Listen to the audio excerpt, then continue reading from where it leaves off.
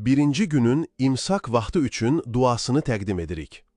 Allahümme mec'al siyami fihi siyames saimin ve qiyami fihi qiyamel qaimin ve nebbihni fihi en nametil gafilin ve hebli curmi fihi ya ilahel alemin vefu enni ya afiyen enil mucrimin.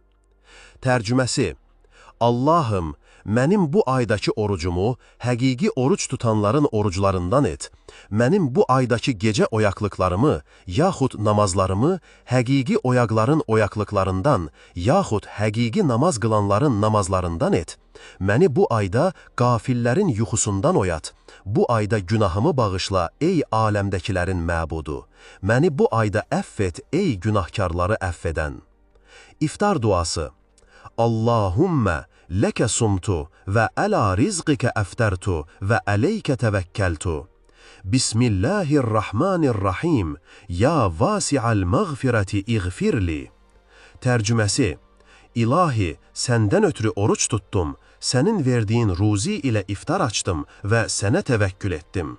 Bağışlayan və mehriban Allahın adıyla.